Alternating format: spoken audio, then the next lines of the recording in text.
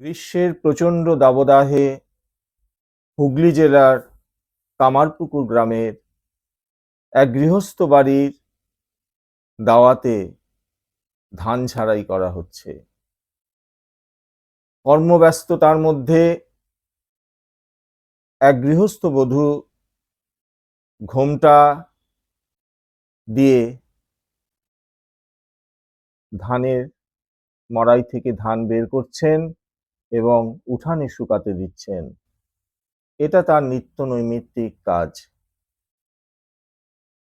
সদ্য তিনি বৈধব্য দশা প্রাপ্ত হয়েছেন এবং তার স্বামী তাকে বলে গেছেন যে শ্বশুরের এই ভিটে মাটিটা কিন্তু তুমি ছেড়ো না, আমাদের ঘরটাকে কিন্তু রক্ষা করো, তুমি কারোর কাছে হাত পাতবে না,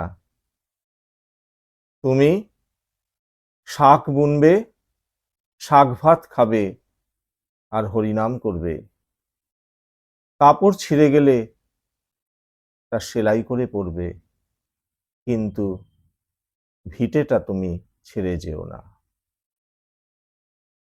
তার এই কথাটাকে তিনি মর্যাদা দিয়ে অক্ষরে অক্ষরে পালন করে চলেছেন। ভাগের ধান তিনি পেয়েছেন এবং নিজের গ্রাসাচ্ছাদনের জন্য তিনি কাজ করে চলেছেন মুখ বুজে।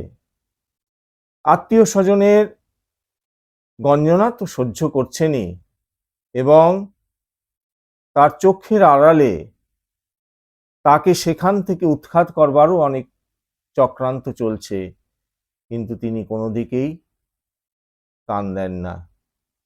তার স্বামী তাকে বলে গেছেন ভিটে মাটিটা ছিল না। তা তিনি কাজ করে চলেছেন। সেই বাড়িতে তাদের এক আত্মীয় এসছেন, তার স্ত্রী তাকে ত্যাগ করে যাওয়াতে তার মাথা খারাপ হয়ে গেছে, ঘরের মধ্যেই থাকে, গরমে তার মাথা আরো খারাপ হয়েছে। হঠাৎ সে ঘর থেকে বেরিয়েই সেই গৃহবধূর দিকে তার দৃষ্টি যায় এবং ক্ষিপ্ত হয়ে তার দিকে তেড়ে আসে। ভীতা সেই রমণী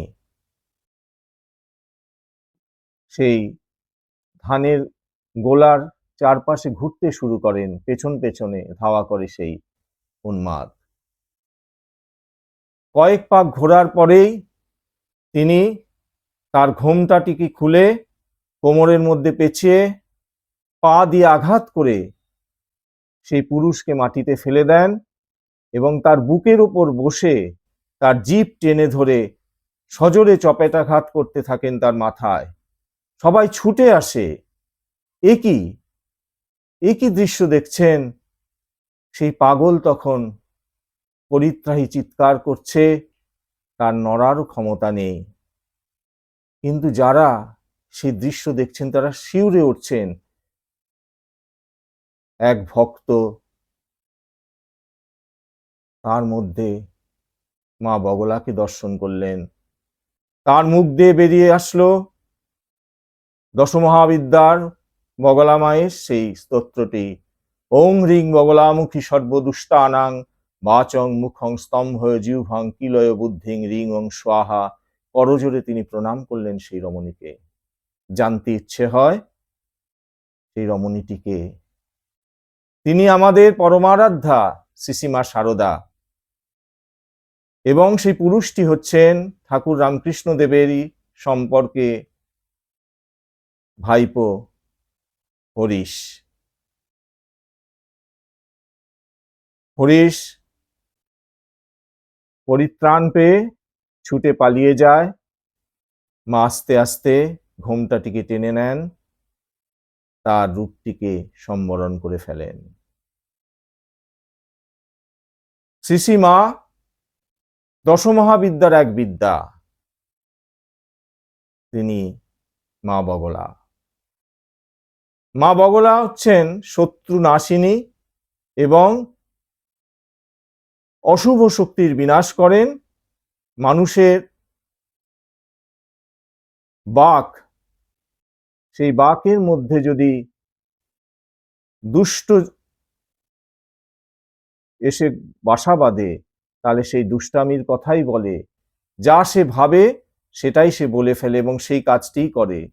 এই অশুভিক শক্তিকে, এই অশুভকে বিনাশ করবার জন্যই মা বগলার আবির্ভাব। আমরা মা বগলা দেবীর যে মূর্তি দর্শন করি তাতে দেখতে পাই তিনি সম্পূর্ণ লক্ষ্মীর স্বরূপা। তিনি বসে আছেন একটি শবের ওপর এবং একটি অসুরের জিহ্বাকে টেনে দিয়ে তার মাথায় গদা দিয়ে প্রহার করছেন। যে অসুরটা মায়ের হাতে মারা গেছে, সেই অসুরটা হচ্ছে আমাদের কুবুদ্ধি এবং দুর্বুদ্ধির একটি প্রতীক। আর যার জিভটি টেনে ধরেছেন সে হচ্ছে আমার অশুভ অবিদ্যার বাচন ভঙ্গি। এটা একটি সিম্বলিক হতে পারে, কিন্তু জগতের যত অনিষ্ট, যত অশুভ, সেই শক্তিকে বিনাশ করবার জন্যই মানুষ চিরদিন চিরকাল এই বগলা রূপের ধ্যান এবং পূজা করেন। প্রতিপক্ষকে ঘায়েল করবার জন্য বগলা হোম এবং নানা ক্রিয়াচার করেন, কিন্তু যিনি করছেন তিনিও যদি সেই তদ্রূপী হন, তাহলে কিন্তু সেটা কিন্তু তাকেই প্রত্যাঘাত করবে, কোনো ফল হবে না। তা আমরা শ্রী মায়ের লীলা বর্ণনা করতে গিয়ে এই একটি অধ্যায়কে আমরা তুলে ধরলাম। আরেকটি ঘটনা ঘটল যখন মা উদ্বোধনে আছেন, সেখানে পুরুষ ভক্তদের প্রবেশের কিন্তু কড়াকড়ি আছে। মা ওপরে থাকেন, মহিলারা তাকে দর্শন করতে পারেন এবং মায়ের সঙ্গে তার বহু আত্মীয়া তার সঙ্গেই আসেন জয়রামবাটির থেকে। আবার মা যখন চলে যান তখন তারাও তার সঙ্গে চলে যায়। পুরুষ ভক্তরা মায়ের আদেশ পেলেই তাকে ওপরে গিয়ে দর্শন এবং প্রণাম করে আবার নিচে নেমে আসেন। মহারাজদের বেলাতেও সেটি খাটে। এমনকি স্বামী শারদানন্দ মায়ের অনুমতি না পেয়ে কখনোই ওপরে ওঠেন না।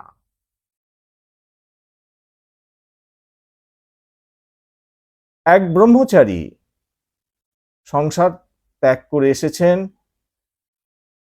এবং তিনি মার অনুমতি ছাড়াই ওপরে গিয়ে কাজকর্ম শুরু করেন। মা বিরক্ত হয়ে একদিন বললেন, তুমি আমি না ডাকা পর্যন্ত কখনো ওপরে আসবে না, এখানে আমি মেয়েদের নিয়ে থাকি, সেটা তোমার বোঝা উচিত। কিন্তু নানা অছিলায় সে বারংবার সে ওপরে যায় এবং মেয়েদের সঙ্গে কাজে হাত মিলিয়ে দেয়। মায়ের ধৈর্যের বাঁধ ভাঙে। তিনি তাকে বলেন যে তুমি যদি আর কোনোদিন এরকম করো তাহলে তোমাকে আমি এখানে রাখতে পারবো না এবং বেলুর মঠেও খবর পাঠিয়ে দেব যাতে তোমাকে মিশন থেকে বের করে দেওয়া হয়। তার ভাগ্যে কিন্তু সেটাই ঘটল। মা ক্রুদ্ধা হয়ে তাকে বললেন, তুমি এই মুহূর্তে বেরিয়ে যাও, এবং বেলুরেও খবর পাঠিয়ে দিলেন তাকে যেন মিশন থেকে বের করে দেওয়া হয়। অনেক অনুনয় করলেন ব্রহ্মচারী এবং তার অপরাধ স্বীকার করলেন যে আমি আর কোনোদিন করব না, আমি সবকিছু ছেড়ে এসছি মা, আমি তোমাকে ছাড়তে পারবো না, মঠকে ছাড়তে পারবো না। কিন্তু মা বগলা দেবী শ্রীমা ক্রুদ্ধা হয়ে বললেন, না, তোমাকে আমি রাখতে পারবো না, তুমি বেরিয়ে যাও, এই সন্ন্যাস ধর্ম তোমার জন্য নয়। সে যখন মাকে প্রণাম করে বিদায় নিচ্ছেন, অঝরে কাঁদছেন, আমাদের সেই বগলা মাও কিন্তু কাঁদছেন। জানলা দিয়ে তিনি দেখছেন তার সেই ছেলে বারবার পিছন দিকে তাকিয়ে যাচ্ছেন। মা বলছেন, তুমি যেখানেই থাকো শান্তিতে থেকো, আনন্দে থেকো, পারলে সংসার করো, সন্ন্যাস তোমার জন্য নয়। এখানে কিন্তু মা তাকে ক্ষমা করলেন না। আরেক দিন সন্ধ্যার সময় মা জপ করছেন, সেই সময় শুনতে পারলেন মায়ের বাড়ির বিপরীত দিকে বস্তির মধ্যে এক কুলি তার স্ত্রীকে প্রহার করছেন, চেঁচামেচি হচ্ছে, অশ্রাব্য গালাগাল। মা জপ ছেড়ে উঠে সেই বারান্দা দিয়ে চেঁচিয়ে উঠলেন, বললেন, ওরে মিনসে, বউটাকে কি মেরে ফেলবি নাকি? সেই কুলি মায়ের দিকে তাকিয়ে চমকে গেলেন। মার চোখ দিয়ে যেন আগুন বেরোচ্ছে। সে হাত জোর করে ক্ষমা চেয়ে মাথা নিচু করে সরে গেল। মা ঘরে ফিরে আসলেন, ঠাকুরের কাছে প্রার্থনা করলেন, মাগো ঠাকুর, এতে শান্তি দাও। তা ভক্তদের কাছে শ্রী শ্রী মা কখনোই নিজের স্বরূপটা প্রকাশ করতে চাইতেন না, কিন্তু ঘটনা প্রবাহে কিন্তু তার স্বরূপটি প্রকাশিত হয়ে যেত। ঠাকুরের ভাইপো হৃদয়রাম ঠাকুরের ছায়াসঙ্গী, তার মধ্যে একটি অহংকার কাজ করত যে তার মতো সেবা আর কেউ করতে পারে না। ঠাকুর তার মামা, বহুদিন ঠাকুরের সঙ্গ করেছেন, কিন্তু ঠাকুরের ভাবটা তিনি নিতে পারেননি। শ্রী শ্রী মাতার সম্পর্কে মামিমা, তাকে তিনি তুচ্ছ তাচ্ছিল্য জ্ঞান করতেন। শ্রীশ্রীমা যখন জয়রামবাটির থেকে আসতেন দক্ষিণেশ্বরে, তিনি তাকে বলতেন, তুমি কেন এসেছো? এখানে তো আমি আছি, তুমি ফিরে যাও। কয়েকবার মা কাঁদতে কাঁদতে ফিরেও গেছেন, কিন্তু আবারও এসেছেন ঠাকুরের টানে। শ্রীশ্রীমা ভাবতেন ঠাকুর কেন তাকে তিরস্কার করে না তার এই ব্যবহারের জন্য। ঠাকুর বুঝতে পারলেন, তাই তিনি একদিন তার আদরের ভাগনা হৃদয়কে বললেন, ওরে হৃদু, তুই আমাকে যা খুশি বল, আমি কিছু মনে করব না, কিন্তু তোর মামিমাকে কিছু বলতে যাস না। ও যদি রেগে যায় তাহলে ব্রহ্মা বিষ্ণু মহেশ্বরও তোকে বাঁচাতে পারবে না। ও মহাশক্তি, ও মা বগলার স্বরূপিণী। তাই হৃদয়রাম অনেক পরে যখন মায়ের মহিমা বুঝতে পারলেন, পদ্ম ফুল দিয়ে তার মামিমার শ্রীচরণ পূজা করলেন এবং শক্তি মন্ত্র উচ্চারণ করে তাকে স্তুতি বন্দনায় ভরিয়ে দিলেন, ক্ষমা চাইলেন। মা তার বরাভয় আশীর্বাদ তাকে দিলেন। হৃদয়রাম ধন্য হয়ে গেলেন। শ্রী শ্রী মায়ের লীলা কথা বলে শেষ করা যাবে না।